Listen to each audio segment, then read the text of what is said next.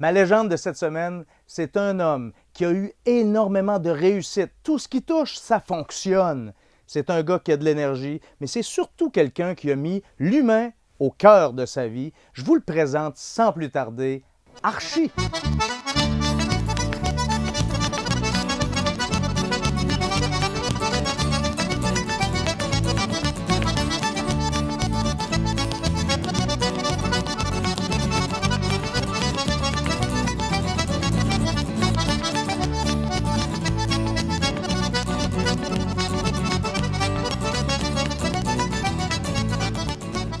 Bienvenue.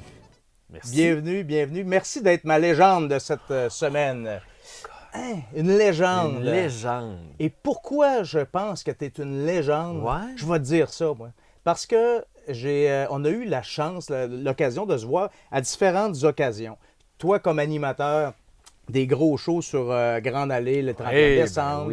Je t'ai vu en action. C'est vrai, on a fait ça ensemble. Oui, on a fait ça ensemble. Puis je t'ai vu en action, ramasser une grosse activité, puis mener ça de main de maître, autant avant que durant l'activité. Je t'ai vu aussi lors d'une... on a animé ensemble une journée dans une entreprise où tu étais le maître de cérémonie. Ouais. Et là, on a eu le temps de jaser un peu. Et là, ça a fait OK. Ce gars-là, voilà, c'est Archie. On le connaît aujourd'hui comme animateur de radio. Oui. Hein? Oui. Tu es ici là, au 102.9. Depuis combien de temps? 1 an maintenant. Depuis un an. Et quand on t'écoute, les gens qui t'ont jamais vu et qui disent Archie, là, je pense que visuellement, on comprend. Hein? Quand on te voit, là, il y a quelque chose, là. J'espère. Il y a quelque chose là-dedans. Si j'avais le phénotype de Joe Louis et qu'on m'avait appelé Archie, ça serait problématique. Ça serait problématique. Archie va bien. Mais qu'est-ce qu'on comprend aussi, pour moi, t'avoir écouté à la radio, c'est tout le bonheur et tout le sourire que tu as en ondes. Oui. Quand tu parles, quand tu es là, et en ondes, et moi, pour t'avoir parlé hors d'ondes, c'est pareil. Donc, tu n'es pas deux personnes. Évidemment. Tu pourrais pas... De façon très spécifique, là, on ne pourrait pas faire de la radio comme je la fais ou être sur scène comme je le fais, puis présenter un personnage au public, parce que le personnage finirait par s'éteindre. Oui. Le naturel, tu sais, l'adage qui dit que le naturel revient au galop, là, c'est très, très vrai. Donc, si tu veux faire de la radio comme je le fais, près de 30 heures par semaine en direct, semaine après semaine, tu ne peux pas faire autrement qu'être toi-même. Parce que sinon, le personnage va vraiment s'évanouir, puis les gens vont être déçus. Donc, tu rentres en onde comme tu rentres en onde. Dans mon cas, je rentre en onde avec un certain sourire. D'entrée de jeu, parce que j'aime la vie. Fondamentalement, j'aime la vie. Oui. J'aime la vie suffisamment pour tenter, puis c'est sans doute le plus grand défi pour moi, tenter de m'arrêter à chaque seconde pour réaliser ce que je fais, réaliser ce qui se passe. Faire, pas juste vivre, comme on va le faire là, dans les prochaines minutes, pas juste vivre une entrevue avec toi, mais juste réaliser que je suis assis devant quelqu'un qui me donne suffisamment d'importance pour me prêter de son temps puis de son intérêt, pour avoir une conversation, pour avoir une rencontre, pour avoir quelque chose de significatif. Ça, c'est ce que j'appelle, moi, ma lucidité.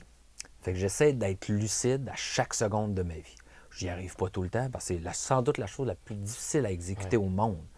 Mais quand je suis à la radio, bien, du moment qu'on est dans un environnement extrêmement stérile, vous le savez probablement, nos studios de radio sont parfaitement insonorisés, nos systèmes de conditionnement de l'air sont parfaits, c'est-à-dire que l'air est purifié, parfaitement conditionné. On est dans un endroit très privilégié pour pouvoir créer. Donc, faire de la radio, c'est se retrouver soi-même face à soi-même avec un microphone, puis faire en sorte que les gens apprécient ce que tu as envie de leur présenter. Ouais. Et il faut que tu aimes la vie pour faire ça. Dans mon cas, il faut que j'aime la vie. Là. Oui. Alors, c'est le fondement de toute chose pour moi. Là. Aimer la vie. Aimer la vie, puis ça se ressent.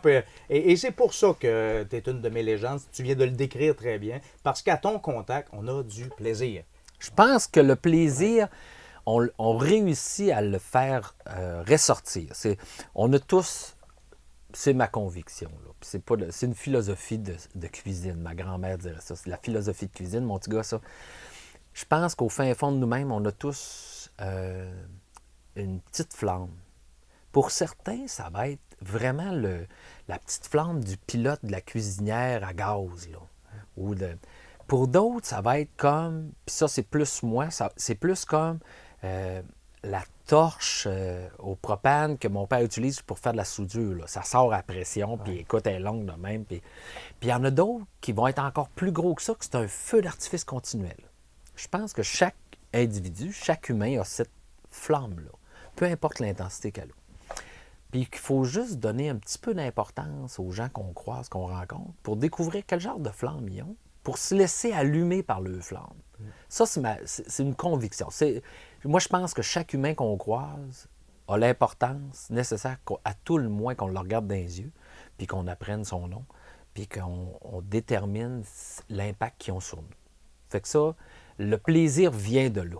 Parce que si tu peux pas avoir du plaisir, tu peux pas avoir du bonheur à côtoyer du monde, à faire des choses avec des gens, que tu sois sur scène avec un public, ou en groupe restreint, ou en mini-groupe, tu peux pas avoir du plaisir avec le monde si tu n'essaies pas d'entrer en contact avec eux autres. C'est impossible. Même mes grands chums humoristes, dont le métier, c'est de faire de l'humour sur scène, de répéter systématiquement, soir après soir, les mêmes lignes au même moment, parce qu'ils sont appuyés par un spot d'éclairage, par un bruit ou quelque chose. Même eux autres qui répètent systématiquement leur recette qui est parfaitement purifiée, bien, ils décrochent pour avoir un contact avec le public. Ils décrochent pour vous jaser. Ils décrochent pour avoir ce contact avec vous autres, pour aller chercher cette petite réaction qui les allume pour vrai. Je pense que le plaisir prend sa source dans l'importance que tu donnes aux gens. Ouais. Si tu veux avoir du plaisir dans la vie, il faut que tu t'intéresses aux gens, à l'humain. Moi, je pense que c'est fondamental, ça. Vraiment, c'est bon, ça. Vraiment. Ouais. Ben, c'est beau, c'est le fun ce que tu me dis là. On se rejoint totalement sur ce point-là parce que l'humain est au cœur de tout. Oui. Et ceux qui l'oublient, même dans les business, peu importe, hein, les grosses business, les petites, les moyennes, dans les arts, nomme tous les secteurs, tous les domaines. Ouais. L'humain, quand il n'est pas au centre, ça s'effrite, ça ne perdure pas. Tout à fait. L'humain est au centre de toutes les actions qui doivent être perpétrées par les entreprises, par les sociétés, par les familles. Tu sais, ça part de ton noyau familial.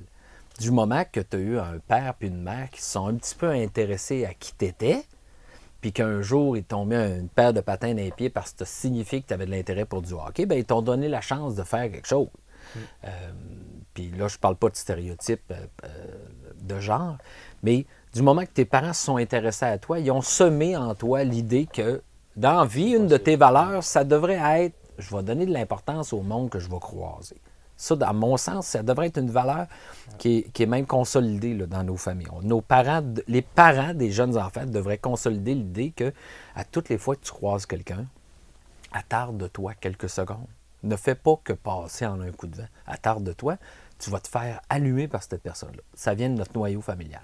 Du moment que ça existe dans ton noyau familial, bien là, veux pas, ça devient la source qui va léguer. C'est un legs extraordinaire. En point de vue sociétal, au point de vue humain, c'est un legs extraordinaire. De dire à ce petit bonhomme, cette petite bonne femme-là dans ta famille qui a reçu le legs, de dire intéresse-toi à l'humain, cette personne-là qui devient un jour gérant d'une tabagie, d'un dépanneur, propriétaire d'une entreprise, petite, moyenne, micro, large entreprise, il va amener cette valeur-là. Donc, probablement que l'univers dans lequel il va vivre à tous les jours, de façon quotidienne, va être aussi teinté de cette valeur-là, où les humains vont avoir de l'importance. Tu sais, quand on croise, puis là, je vais faire vraiment je vais parler vraiment du monde corporatif que j'ai le plaisir de connaître. Faut savoir que j'ai un MBA en gestion des organisations. Je suis quelqu'un qui est amené à faire de l'optimisation au niveau des organisations.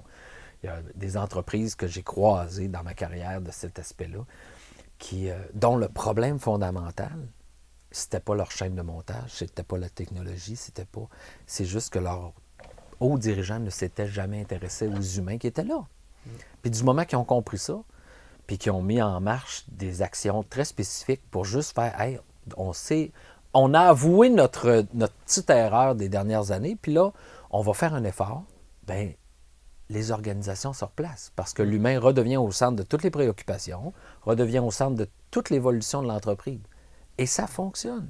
Du moment que tu dis aux humains, je te prends en considération, du moment que tu dis aux gens qui travaillent pour toi, avec toi, tu leur dis, ce que vous pensez, ce que vous dites est essentiel pour moi, ça marche. Ouais. Ça marche Non, tout le c'est temps. très bon. C'est ce Ça que, marche ce que tout le tu temps. dis là. Puis je suis content que tu l'amènes parce que ça, c'était un de mes points. Le personnage public que l'on connaît, personnage artistique, Oui. personnage un Ouais. plaisir, tout ça. Mais Ouais. justement, les affaires, tu connais ça. C'est une de tes cordes qui est vraiment très présente. Oui. Des- de- Méconnu, ceci dit. C'est très méconnu. Ouais. Je ne dis pas ouvertement que je fais de la réorganisation parce que c'est pas un objectif pour moi d'avoir le succès de dire, moi, j'ai relevé telle entreprise, puis j'ai relevé telle entreprise. Il faut savoir que n'importe quel entrepreneur, moi le premier, si j'avais des difficultés organisationnelles, je serais pas porté à dire, on a été sauvé par telle organisation ou telle... Parce que tu veux pas que tes clients, tes fournisseurs, tes partenaires savent que tu as été dans le trou. Ouais. Fait que, tu sais, la majorité de mes clients, quand ils m'engagent pour faire de la réorganisation, de l'optimisation organisationnelle, ils me font signer confidentialité Ah oui. totale. J'ai pas le droit de parler Ouais. que j'ai travaillé avec eux autres ou même que je suis entré dans leur bureau. Là. C'est tout à fait normal. Vraiment. Donc, c'est un côté qui est pas très connu de ce que je fais. J'en fais un petit peu, pas beaucoup, parce que ça demande beaucoup, beaucoup d'énergie. Mais j'aime beaucoup faire ça. J'adore faire ça. C'est un côté qui est très... tu parlais tantôt du côté personnalité publique. La personnalité publique est quelque chose que j'aime beaucoup faire. J'adore ça, être sur scène. J'adore ça, vous rencontrer. J'aime ça, animer. Au point d'accepter tout ce qui passe. Je suis toujours partout. J'ai tellement de fun. Mais ce que j'aime plus encore que ça, c'est toute l'arrière-scène. C'est toute la mise en place. C'est tout le fait de, quand on s'est rencontrés les premières fois pour le jour de l'an sur Grande Allée, le 31 décembre, c'était de se retrouver avec 24, 30, 40 talents. Puis là, de dire, on va mettre le meilleur de tout le monde en commun. Puis je vais juste tenter de vous insuffler ce que j'ai comme idée. Puis là, on va tout mettre ça ensemble. Puis en bout de ligne, on va célébrer notre succès parce que ça va marcher. Ça, c'est le fun à faire, plus qu'être sur scène. Parce que oui, être sur scène, lors de la fête nationale, c'est plein. Au début du festival d'été, tu as 80 000, 90 000 personnes devant toi. C'est excitant, c'est le fun. Tu as une belle adrénaline, tu as un beau trac qui s'installe. Puis tu te dis, je veux tenter de plaire au plus grand nombre possible de ces gens-là. Dans la vie, là, puis ça, c'est pas un secret. Vous le savez, puis toi aussi, tu le sais.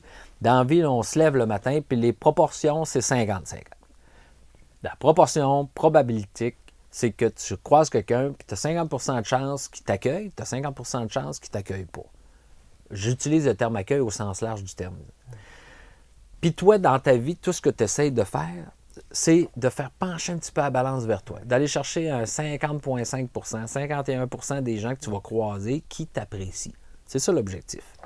On veut tous être aimés, je pense. Il n'y a personne dans la vie qui se lève un matin en disant « Moi, je voudrais être la personne la plus détestée au monde. » Il y en a qui ont très bien réussi, ceci dit. On nommera pas de nom, mais il y a du monde qui ont très, très bien réussi. À grande échelle, à grande échelle. Mais je pense qu'on veut tous être aimés. Moi, mon facteur de vouloir être aimé est très, très important. J'aime ça, que les gens apprécient ce que je fais. J'aime que les gens apprécient être dans ma compagnie. J'aime que les gens apprécient ce que je leur offre comme univers. Puis ça, c'était suffisamment fort chez moi pour dépasser plein de barrières que j'ai eues, je m'excuse, plein de barrières que j'ai eues et auxquelles j'ai dû faire face là, au fil des années parce que ça a pris quand même beaucoup de temps, ça a pris beaucoup d'efforts, ça a pris beaucoup de défis de faire fi des barrières à l'entrée du monde artistique parce qu'on s'entend que c'est un univers qui est extrêmement contingenté. C'est contrôlé par, au Québec, c'est contrôlé par 5 familles ou à peu près, 5 entités maintenant qu'on va appeler. Fait que de décider de faire une carrière artistique au Québec, de te faire, d'avoir l'opportunité d'entrer dans ce domaine-là, d'être reconnu pour tes qualités, ton expérience, ton expertise, ce que tu apportes, et de perdurer. Tu sais, moi, je suis très privilégié. Là. J'ai fait en télé, si on calcule rapidement, là, tu vois, j'ai fait fondamentalement 24 ans de télé. Tu sais, chaque année, sans me poser de questions si j'allais gagner ma vie ou pas. Là. Je suis quelqu'un de très, très privilégié. Comme animateur de foule, évidemment. où ça prend une humilité extraordinaire. Ceci dit, bravo à tous les animateurs de foule. Si vous êtes un animateur de foule, bravo. Comme animateur de foule, comme animateur devant la caméra, autant à la télévision de TVA, de TQS ou de Radio-Canada. Tu sais, moi, j'ai fait les 3 réseaux. Je suis très, très privilégié de cet accueil-là que la vie m'a offert, puis que les gens m'ont offert. Mais écoute, ça se fait pas facilement. C'est pas... je pense que je suis sans doute celui qui s'est mis le plus de défis de taille à réaliser. D'entrée de jeu, là, de réapprendre à faire de la radio comme je l'ai fait il y a 1 an. On s'entend que je me suis mis en danger, mais sévèrement, là. J'étais très à l'aise dans ce que je faisais. Imaginons, je vous raconte un petit peu ma vie l'an passé. Donc, avant août 2016, ma vie, c'est très facile, là. J'anime probablement 14 des plus grands galas au Québec, corporatifs, d'affaires. Je fais en moyenne 150 présences sur scène par année, ce qui est énorme. On parle de 3 présences en moyenne par semaine, c'est beaucoup.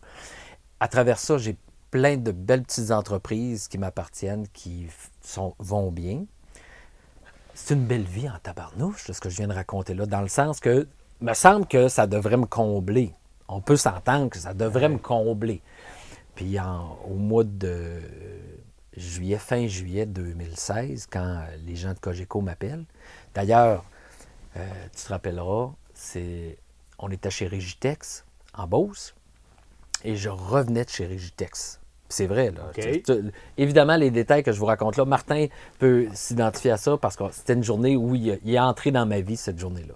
Donc, je reviens de chez Régitex, je suis sur l'autoroute, en retour vers Québec, mon cellulaire sonne, et c'est un des patrons de Cogeco qui m'appelle pour juste me poser la question. « Archie, as-tu envie de faire de la radio? » Et ma première réponse a été de dire « Non, vraiment pas. » J'avais pas d'intérêt parce que déjà, comme vous l'avez constaté, ma vie était bien remplie, j'étais très en contrôle, tout allait bien. De prendre la décision de faire de la radio. Wow! La dernière fois que j'ai fait de la radio à Québec, c'était en 1992, dans un show avec Mario Grenier et Stéphane Rousseau qui s'appelait Good Morning Québec. Ça fait très, très longtemps, là. C'est plus la même technologie, c'est plus les mêmes environnements de travail. De juste se poser la question, j'ai-tu envie de retourner là? C'est une bonne réflexion. Puis après ça, de se poser la question, qu'est-ce que ça représente comme défi, là, technologique? Parler, je pense que là, vous l'avez constaté, ça fait quand même quelques minutes que je jase sans arrêt, puis j'espère pas trop vous avoir perdu, ceci dit. Parler, ça me fait pas peur, c'est pas ça. Mais la difficulté technologique, est-ce que je vais être capable de réapprendre à faire ça? Parce que ça demande beaucoup, beaucoup d'efforts. Puis c'est pas facile quand tu es habitué dans ton confort professionnel, dans ton confort personnel, de te dire je vais me mettre en danger, puis je vais aller faire quelque chose que je ne connais pas. Je vais aller faire la mise en onde radio de 2016, là, avec tout ce que ça implique de nouvelles technologies, etc. Fait que c'est un immense défi que je me suis lancé. Puis, je vous le cacherai pas, là, c'est 40 fois plus difficile que je me l'étais imaginé. Parce que ma méconnaissance, évidemment, a fait que je ne pouvais pas évaluer le défi, là, ce que je me lançais pour vrai. Je savais que ce serait un défi, mais je ne pouvais pas évaluer qu'est-ce que ça allait représenter comme démarche. Aujourd'hui, 1 an plus tard, évidemment, comme tout le monde, là, quand tu fais depuis 1 an la même activité, tu as repris tes marques, tu es plus en confiance, tu es moins tracassé par les choses que tu ne contrôlais pas, donc le plaisir est d'autant plus présent. C'est très agréable de faire de la radio comme je l'ai fait. Et puis c'est d'autant plus agréable aujourd'hui que je suis fier de moi d'avoir... Puis je le dis pas avec... je me pète pas les bretelles. Je fais juste vous faire la confidence que je suis très fier de moi. D'avoir accepté cette opportunité-là que la vie m'offrait, puis d'avoir juste dit « Ah, Colin, je vais l'embrasser, moi, cette opportunité-là. Je vais la ramasser. » Puis j'ai été entouré de gens exceptionnels. Il faut toujours reconnaître les gens qui nous entourent, qui nous permettent de relever ces défis-là.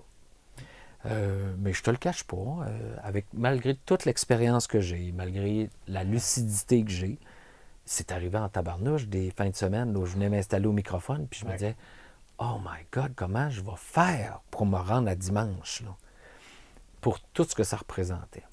Mais grâce à l'encadrement, les amis de Cogeco sont extraordinaires, ça fait une différence. Puis ça, c'est ma grande fierté. Ouais. Tu sais, je suis très, très content de faire ça. Puis je te cache pas que dans la dernière année, dans les 3 dernières années,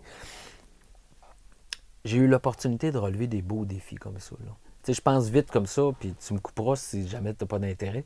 Mais il y a un défi philanthropique qui m'a renversé beaucoup, là. Dans les dernières années, le Cocktail Lyon, le Club Lyon de Sainte-Foy-Sillery, Québec, avec leurs œuvres, puis le Petit Blanchon, qui sont... Je prends en moyenne 5 fondations par année que j'appuie, avec tout mon pouvoir, mes réseaux, mon argent. Et je vais faire tout ce que je peux pour apporter le plus possible à cette fondation-là. Puis, dans la dernière année, il y a 2 de ces fondations-là qui sont extrêmement vigoureuses, qui sont le Petit Blanchon, qui viennent en aide à de très, très petits enfants qui sont en détresse totale parce qu'ils ont manqué de tout. Alors, ce défi philanthropique-là est aussi important de reconnaître ce que l'on a, ce que la vie nous a apporté, puis de reconnaître aussi que tabarouette, il y a du monde qui sont pas mal moins chanceux que nous autres. Puis il y a du monde qui sont dans le trouble. Donc, pour toi, ce que c'est important, ça, je l'entends bien, de redonner. Hein, d'être dans un modèle où merci, gratitude, puis en même temps, je redonne. Je repars la roue. Hein, je redistribue cette abondance-là en temps, en énergie. Oui, j'aime ça comment tu l'amènes parce que c'est le plaisir. Ouais. Puis là, le plaisir dans toute chose. C'est de répondre à nos valeurs, tu sais. Ouais. Ben, tu me dis ça, là, puis sais-tu ce qui vient de monter en moi? Ah ouais, donc? Une des histoires qui m'a le plus touché de quand tu m'as raconté, et tu m'as dit, on s'habitue à tout, même le plaisir. Ouais. Ouais. Puis c'est probablement pour ça que tu te donnes des défis, puis que tu pousses, puis que tu changes les affaires, puis que ça t'amène plus loin, parce qu'on est ici pour évoluer. Hein. Ouais. Parle-moi Mais juste... c'est tellement vrai. Ça, c'est tellement vrai.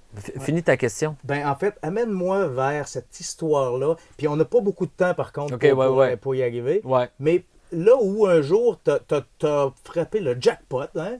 Ouais. Puis que même le jackpot, un jour, est devenu... OK, mais encore. Hein? Ça, je parle de la ferme que t'avais...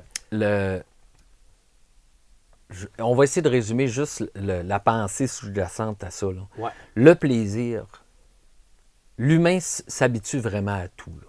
On s'entend, l'humain s'habitue à tout. Quand on est rendu à penser que le plaisir, on s'habitue au plaisir, puis que le plaisir devient un acquis, puis que le plaisir devient dénué de tout sens, c'est là où moi je m'interroge, je fais, voyons, tabarnouche, le plaisir, c'est comme... l'accession au bonheur. Tu peux pas t'habituer au bonheur, tabarouette. Ouais. Tu sais, le bonheur, si tu le nourris pas, si tu donnes pas de temps en temps un petit poussé pour dire, tu sais, faut pas que tu t'habitues au bonheur, faut pas que tu t'habitues à rien.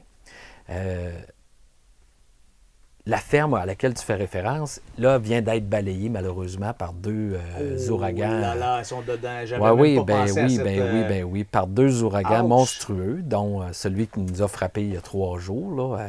Puis là, aujourd'hui, c'est très bizarre que tu en parles parce que je n'ai pas eu de nouveau contact avec les gens de l'île depuis je pensais mercredi. Pas que cette image-là, tu vois, là, j'avais pas fait depuis mercredi. Mais on va avoir des bonnes nouvelles, je suis convaincu. L'idée étant que si jamais, pour quelque raison que ce soit, la nature l'a emporté sur ce que l'homme avait construit, on s'entend que la nature est toujours la chose la plus forte.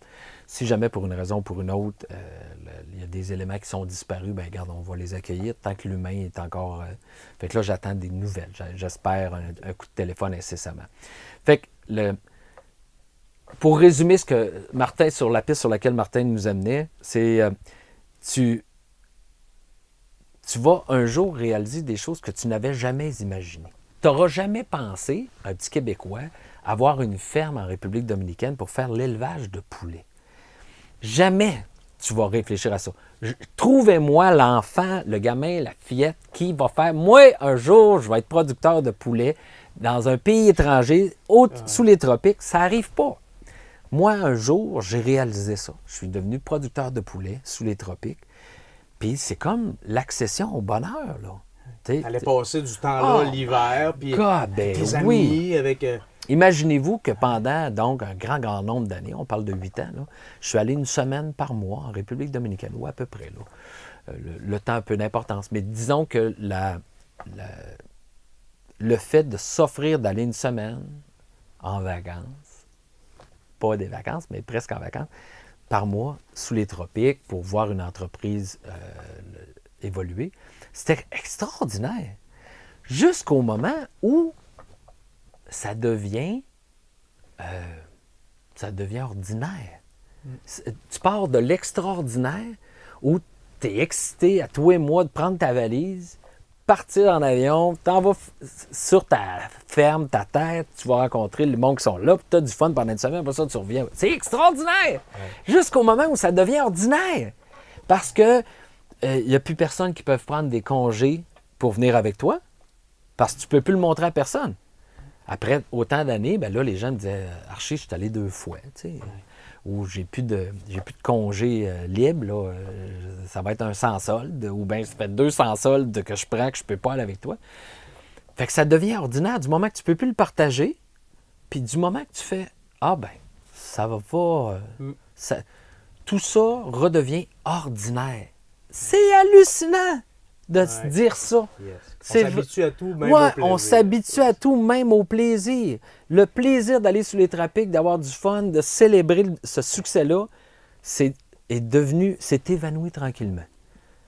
Puis moi, écoute, ça vous arrive sans doute à tous les jours de réaliser que vous avez pris quelque chose d'extraordinaire, que vous l'avez amené de façon ordinaire parce que vous vous y êtes fait à ce bonheur-là. C'est capoté, là. Mais c'est un beau constat. Archie, il nous reste 1 minute. Arrête donc! Et j'ai une grande question pour toi. Donc, c'est très intéressant. J'ai tellement parlé, je m'excuse. J'ai une grande question pour toi et on va y aller avec celle-là. Oui.